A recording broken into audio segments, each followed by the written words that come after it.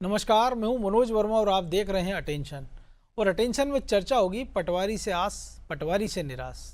जी हाँ, मध्य प्रदेश की सियासत में इन दिनों कांग्रेस प्रदेश अध्यक्ष जीतू पटवारी के बयान ने हलचल मचा रखी है। कार्यकर्ताओं के बीच भावुक होकर उन्होंने कहा कि जब उन्हें प्रदेश कांग्रेस की कमान सौंपी गई तो पूरी पार्टी में घोर निराशा थी। ये बयान अब सोशल मीडिया पर वायरल हो चुका है। बीजेपी ने तंज कसा कि जीतू पटवारी का निशाना सीधे सीधे कमलनाथ पर है। लेकिन सवाल ये है कि कांग्रेस की निराशा क्या अब भी कायम है या हालात बदल चुके हैं, और आखिर जीतू के बयान के क्या मायने निकाले जाएं। आज चर्चा इन्हीं सवालों के आसपास करेंगे, लेकिन पहले रिपोर्ट देखिए।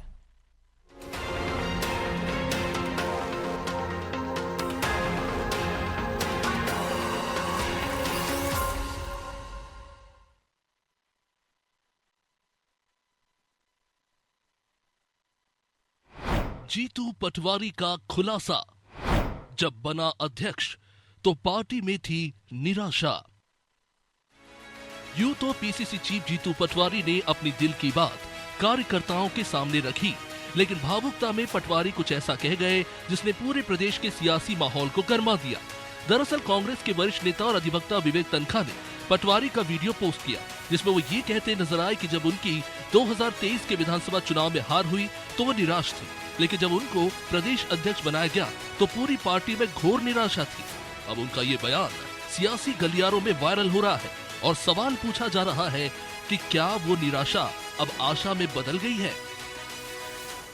इस बार का जो चुनाव था वो बहुत पॉजिटिव था। मेरे जन समर्थन में जब व्यक्तिगत जाता था, लोगों से मिलता था, आंखें पढ़ता था, तो आज तक मैं कई चुनाव लड़ा, पर ये चुनाव बहुत अद्भुत अकल्पनीय मेरे समर्थन में मुझे लग रहा था। तो और एक तरह से अच्छा माहौल था, पर चुनाव हुआ, मैं हार गया। अच्छे लंबे अंतराल से हार गया। निराशा थी। दूसरे तीसरे दिन मुझे प्रदेश कांग्रेस कमेटी का अध्यक्ष बना दिया। जैसे ही अध्यक्ष बनाया तो पार्टी में बहुत निराशा, अद्भुत निराशा।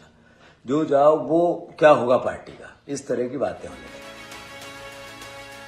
अब जीतू के इस बयान पर सियासत शुरू हो गई है, या यूं कहें कि बीजेपी ने इस बयान को लपकने में देरी नहीं दिखाई। बीजेपी विधायक रामेश्वर शर्मा ने तंज कसते हुए कहा कि जीतू कमलनाथ पर निशाना साध रहे हैं, क्योंकि उनसे पहले वो ही प्रदेश कांग्रेस के अध्यक्ष थे। उन्होंने तो ये भी पूछा कि जीतू ने ऐसा क्या कर दिया कि कांग्रेस में आशा की लहर दौड़ पड़ी हो। मुझे नहीं लगता कि पूरी निराश कांग्रेस में जैसे ही जीतू पटवारी जी प्रदेश अध्यक्ष बने तो एकदम ऑक्सीजन कहां से आ गई। ये व्यक्ति का बड़प्पन बोल रहा है और कमलनाथ जी को नीचे दिखाने का तरीका बोल रहा है, क्योंकि उस समय कमलनाथ जी के नेतृत्व में कांग्रेस चुनाव लड़ी थी, कांग्रेस पूरी तरह से चुनाव हारी। तो जीतू पटवारी जी ये बता रहे हैं कि मैं भी चुनाव हार गया, पर कांग्रेस कमलनाथ जी के नेतृत्व में सुरक्षित नहीं थी, और जैसे ही मुझे प्रदेश अध्यक्ष बनाया तो एकदम पूरी कांग्रेस में ऑक्सीजन के इंजेक्शन लग गए। माननीय जीतू पटवारी जी कांग्रेस का कार्यकर्ता मन से, दिल से एक तरह से टूटा हुआ है, निराश है। भले ही जीतू की निराशा को बीजेपी अपने चश्मे से देखे, लेकिन सवाल ये है कि हारे हुए कैंडिडेट को प्रदेश कांग्रेस की कमान देने की वजह से पार्टी में निराशा थी, या फिर बीजेपी जो इशारा कर रही है वो सच है। खैर, सवाल तो ये है कि क्या वो निराशा अभी भी पार्टी के भीतर है, क्योंकि जीतू अध्यक्ष हैं और उनके कमान संभालने के बाद ऐसा कुछ बड़ा हुआ नहीं कि कांग्रेस में ऊर्जा का संचार हो। फिर सवाल कई हैं, लेकिन जीतू के निराशा वाले बयान ने कांग्रेस के भीतर की असल तस्वीर सबके सामने ला दी है। लिहाजा अब देखना होगा कि इसका असर आने वाले दिनों में पार्टी पर कैसा पड़ता है।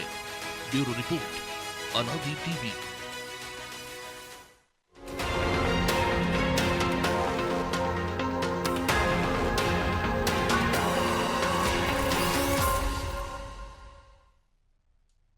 तो इसी पर चर्चा करने के लिए हमारे साथ जुड़ गए वरिष्ठ पत्रकार रमेश शर्मा और हमारे सहयोगी ब्रजेश चौक से।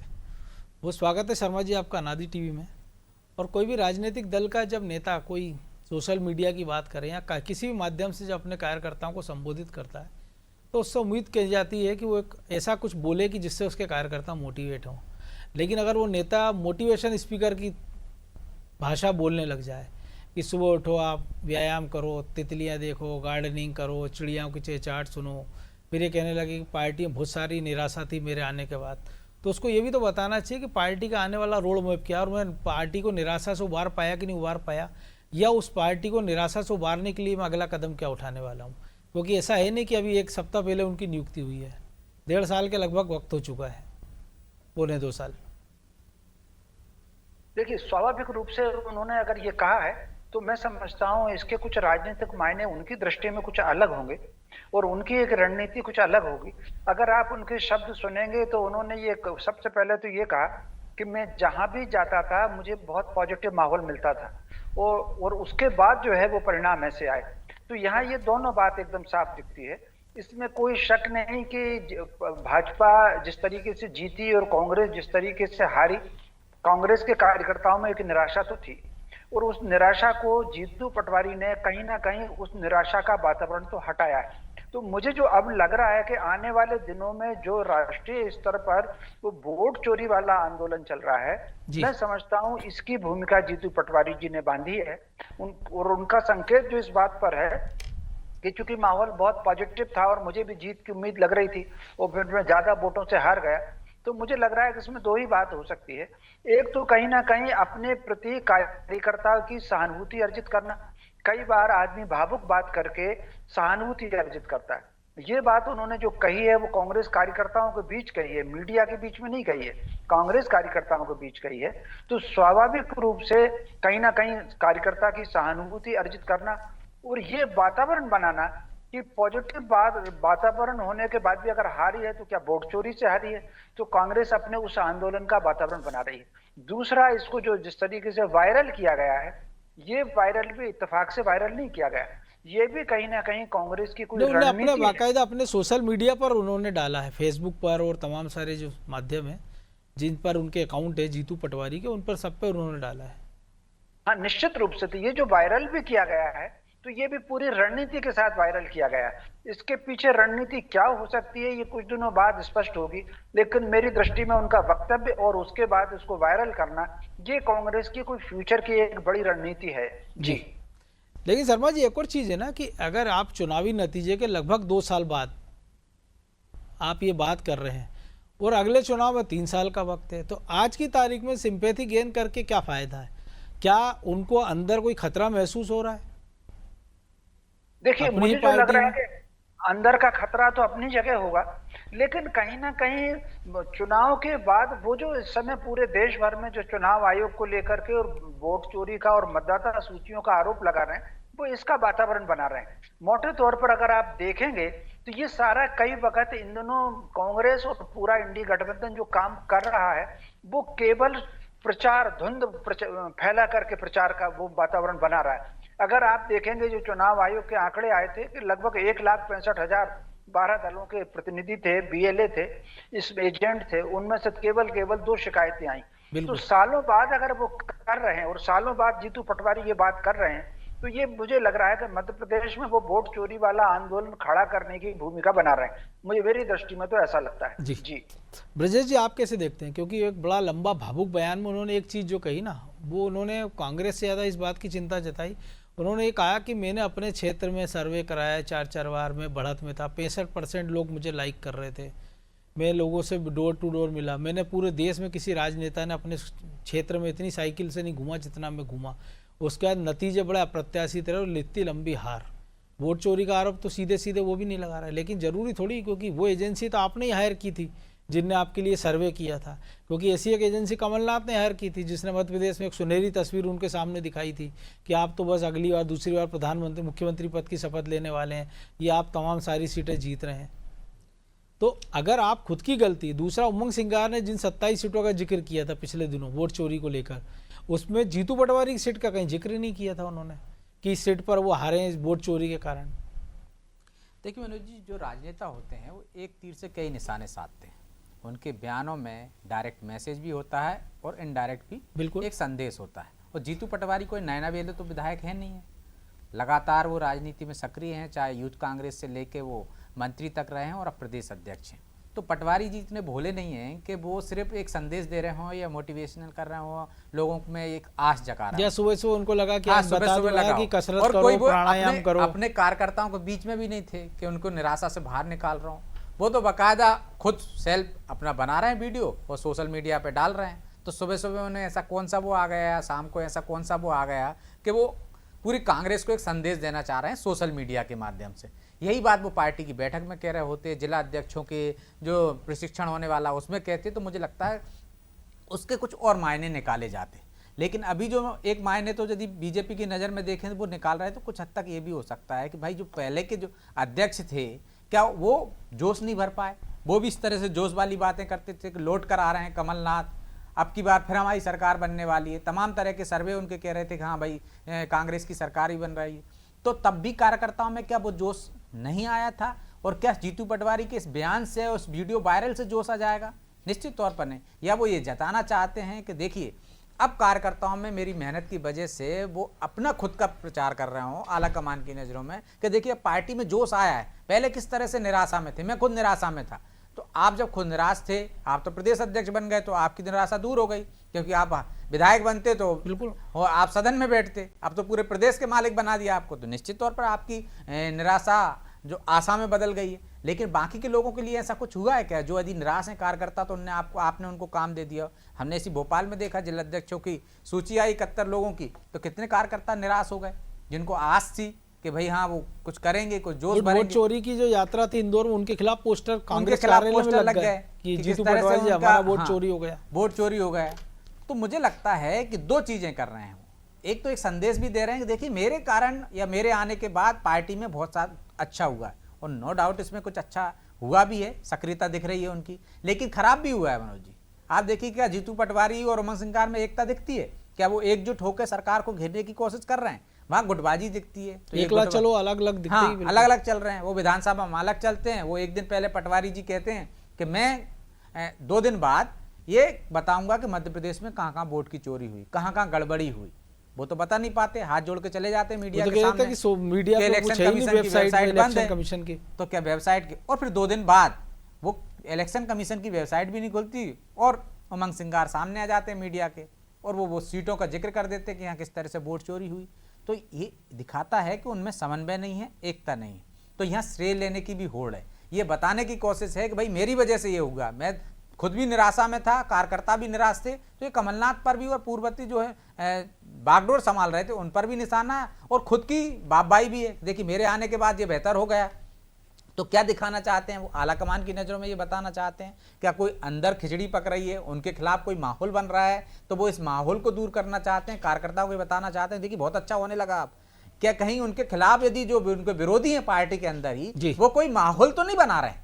जिस तरह से कहा है कि डिफेंडर गाड़ी दी गई है, तो निशाना तो उन पर भी लगा है। जिस तरह से राहुल गांधी ने कहा कि मध्य प्रदेश से हमको उम्मीद नहीं थी कि इतनी शिकायतें आएंगी, लेकिन सर्वाधिक शिकायतें आई हैं। उमंग सिंगार खुलकर मोर्चा खोले ही हुए हैं, पार्टी में और भी नेताओं ने मोर्चा खोल दिया। तो क्या इसकी वजह ये है? राहुल गांधी को ये वो संदेश देना चाहते हैं, कार्यकर्ताओं से एक सहानुभूति बटोरना चाहते हैं कि देखिए मैं सड़क पर लड़ रहा हूँ, सरकार से लड़ रहा हूँ, और मेरी वजह से ये हुआ है। तो कहीं ऐसी विपरीत परिस्थितियां आए तो वो उनके साथ खड़े हो जाएं। तो राजनीति में अलग अलग बयानों के मायने होते हैं। तो मुझे लगता है कि सोची समझी रणनीति के तहत जीतू पटवारी ने ये बयान दिया है। और जो शर्मा जी भी कह रहे थे उनके मन में क्या है, निश्चित तौर पर एक तीर से किस तरफ निशाना साधा है, उन्होंने क्या हित साधना चाहते हैं, ये तो वही बेहतर तरीके से जानते हैं, और आने वाला समय बता पाएगा। बिल्कुल, लेकिन शर्मा जी समय बताएगा। लेकिन जो आंकड़े वो ये बताते हैं कि भले जीतू पटवारी ने निराशा की बात की हो, आशा की बात की हो, लेकिन उनके अध्यक्ष बनने के बाद मध्य प्रदेश में पहली बार ऐसा हुआ कि कांग्रेस पूरी 29 की 29 सीटें हार गई हैं।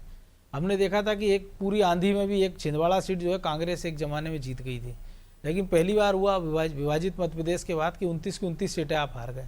उपचुनाव में ये जरूर आप संतोष कर सकते हैं कि जिस रामनिवास रावत ने आपको दगा दिया, उनको आपने वन मंत्री रहते हुए चुनाव हरा दिया। इसके बाद ऐसा कोई आशा का कोई पैमाना या संकेत तो मिला नहीं कि उनके नेतृत्व में काफी कुछ बदल गया पार्टी में? देखिए मुझे जो लग रहा है कि वो जो परिणाम आए हैं वो 2023 का जो परिणाम था वो कहीं ना कहीं पूरे देश में जो सांस्कृतिक राष्ट्रवाद की लहर थी, अयोध्या के बाद में जो लहर चल रही थी, वो उसका उनको लाभ मिला। और आगे चल करके उस लहर में सेंध लगाने के लिए कांग्रेस ने पूरे देश भर में, विपक्ष ने ये जो जाति वाला जो मुद्दा फेंका है, उससे फिर उनको थोड़ा लाभ होना शुरू हुआ, जिसको हम लोकसभा में भी देखते हैं मोटे तौर पर। तो कहीं ना कहीं ये जो मुद्दे से कहीं ना कहीं जैसे जैसे जातिवाद का प्रचार जितना तेज हुआ है या ओबीसी के आरक्षण का जितना प्रचार तेज हुआ है, लोगों का ध्यान हार या जीत से हट करके उसके मुद्दे पर चल लगाया है। चाहे तो प्लस में गया हो या माइनस में चला हो। एक प्रकार से एक मनोविज्ञान होता है, व्यक्ति के मन में एक भाव है और अगर दूसरा भाव आए तो पहला भाव किनारे चला जाता है। तो बिल्कुल उसी तरीके से मनोवैज्ञानिक तरीके से ये मुद्दा फिर पूरे देश में क्षेत्र का और भाषा का उछाला गया और उसका लाभ जो है आगे चल करके वही लाभ रामनिवास रावत के चुनाव में अगर आप देखेंगे तो बिल्कुल उनको जाति का लाभ मिला। या उत्तर प्रदेश में ये जो पट्टी है, हरियाणा की, राजस्थान की, मध्य प्रदेश की के कुछ हिस्से की, उत्तर प्रदेश के कुछ हिस्से की, इसमें ये फीलिंग्स बहुत ज्यादा है। तो वहां पर उन्होंने इस बात का प्रचार किया और ये बात बिल्कुल सही है जैसा ब्रजेश जी कह रहे थे। वो कहीं ना कहीं ये वक्तव्य दे करके हाई कमान को भी वो संदेश देना चाहते हैं। वो क्या संदेश देना चाहते हैं, ये वक्तव्य उन्होंने जारी किया है तो वो अकस्मात या भोली भावुकता में जारी नहीं किया है। उनका अगर अंदाज आप अगर देखेंगे, व्यक्ति जब बोलता है शब्द भले ही भावुक हो, लेकिन अगर भीतर का भाव भावुक है या भीतर का भाव विचारवान है, ये दोनों अलग चेहरे से झलकते हैं। मैंने बहुत ध्यान से उनका वीडियो देखा था जब जीतू पटवारी बोल रहे थे, तो उसमें चेहरे पर जो फीलिंग है वो भावुकता की बिल्कुल फीलिंग नहीं है। तो कहीं ना कहीं किसी विचार के योजना से उन्होंने ये वक्तव्य दिया हुआ है। तो इसमें वो हाईकमान को भी कुछ संदेश देना चाहते हैं और मध्य प्रदेश के जो नेता कहीं ना कहीं अपना प्रभाव बनाने के लिए कोशिश कर रहे हैं, उनको भी वो कुछ संदेश देना चाहते हैं जो आने वाले कुछ दिनों में अपन को थोड़ा सा स्पष्ट होगा ये जी। लेकिन सबसे बड़ी बात है ना कि आप नेता प्रतिपक्ष ना हो, लेकिन अगर आप विपक्षी पार्टी के आप बड़े नेता हैं, प्रदेश अध्यक्ष हैं, तो कम से कम एक ऐसी चेतावनी तो उस पार्टी के लिए भी देना चाहिए ना आपको कि जब पे आप मुख्यमंत्री ने आपसे कह दिया है कि पता नहीं हो सकता है कि रात की नींद उतरी होगी इसलिए ऐसा बयान दे दिया हो। देखिए, मोटे तौर पर अगर आप इस समय देखें तो कांग्रेस की सारी जो राजनीति हो रही है वो थोड़ा सा मीडिया ओरिएंटेड ज्यादा राजनीति हो रही है। ये वक्तव्य देकर के और इसको वायरल करके अगर आप देखेंगे, अगर वो इस तरह नहीं देते तो मीडिया में उनकी इतनी अच्छी चर्चा नहीं होती।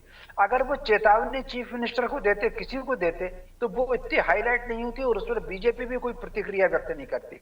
तो कहीं ना कहीं जिस तरीके से कांग्रेस जिस लाइन पर चल रही है उस लाइन के अनुरूप ये है। उनको कहीं ना कहीं अगर आप देखेंगे, उनके मुद्दे आमतौर पर राजनीति में जो मुद्दे कई बार होते थे वो संसद में अलग होते थे, सड़क पर अलग होते थे, मीडिया में अलग होते थे और कार्यकर्ताओं की बैठक में अलग होते थे।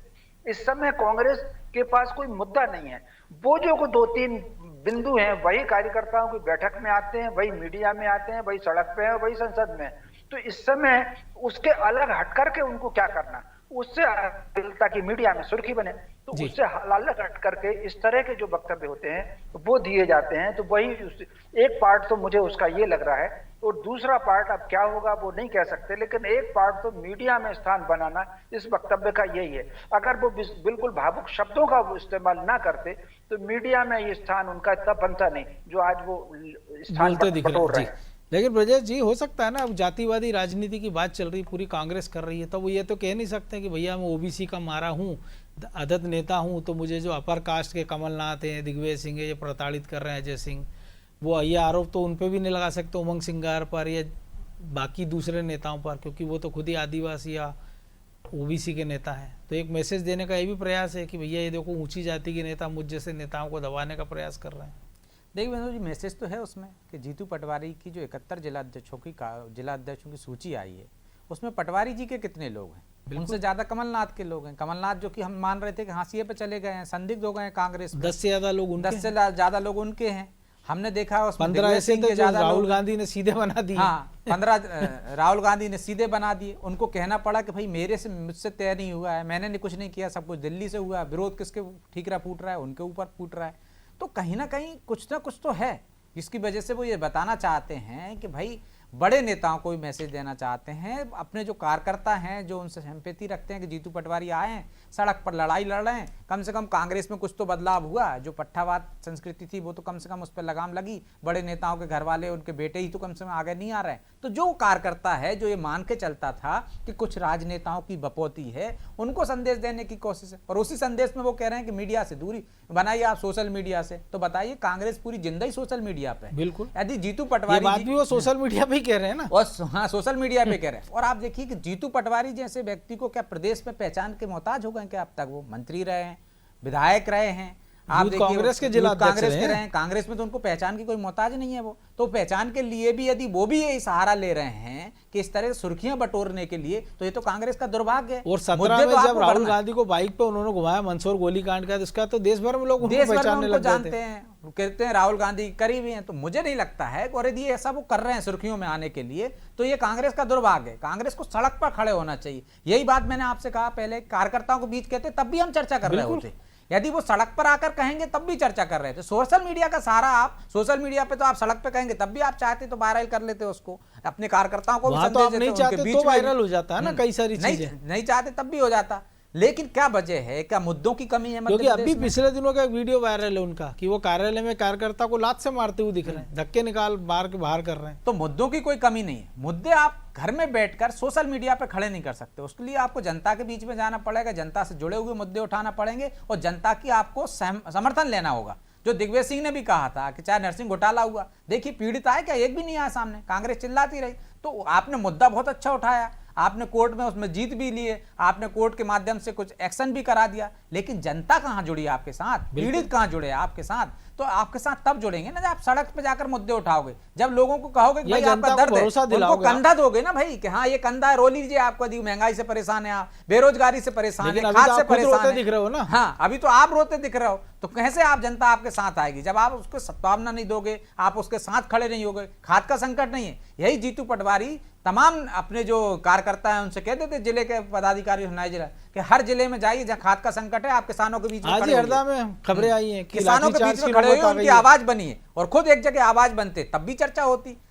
और खुद मुख्यमंत्री ने हमने देखा 2 जिलों के कलेक्टरों को वार्निंग दी कि आपके जिलों में किसानों के पास जो लाठीचार्ज हुआ खाद को लेकर, उसको भी कांग्रेस तो मुद्दा ऐसा नहीं नहीं बना है पा कि रही मुद्दे नहीं है, मुद्दे तमाम हैं, तत्कालिक मुद्दे हैं, लेकिन कांग्रेस उनको उठाती कहां है? वोट चोरी चिल्ला रहे हैं। जो ये नैरेटिव आज सेट करेंगे, बिहार में सेट हो भी जाएगा, तो जब तक मध्य प्रदेश में चुनाव होंगे, लोकसभा के चुनाव होंगे, ये वैसे ही खत्म हो जाएगा जैसे कि संविधान खतरे में है। बिल्कुल। तो अभी इसमें क्या है, यदि आप किसानों के साथ खड़ोगे तो 4 किसान आपसे जुड़ेंगे, 10 जुड़ेंगे, वो अगली बार मुद्दा उठाओगे फिर जुड़ेंगे आपके साथ, तो आपका कारवा बढ़ेगा ही, ना कि वोट चोरी से बढ़ने वाला। बिल्कुल, और ये तो कांग्रेस को तय करना है कि उसका मुद्दा क्या होना चाहिए। बहरहाल वक्त इतना ही था, बहुत धन्यवाद शर्मा जी। तो जीतू पटवारी का बयान, अब ऐसा लग रहा है कि जीतू पटवारी से कांग्रेस को आती है, जीतू पटवारी से निराशा, या जीतू पटवारी किससे निराशा है, ये तो आने वाला वक्त बताएगा। लेकिन लोकतंत्र में हम देखते हैं कोई भी एक नेता जब बोलता है उसके बोलने के मायने होते हैं, लेकिन वो कब बोलता है, क्या बोलता है और कितना बोलता है, ये भी ज़्यादा महत्वपूर्ण होता है। अब जीतू पटवारी ने ये बात क्यों बोली है और इसके दूरगामी परिणाम क्या होंगे, ये देखना भी दिलचस्प होगा। अटेंशन में आज इतना ही, मुझे दीजिए इजाज़त और आप देखते रहिए अनादि टीवी। नमस्कार।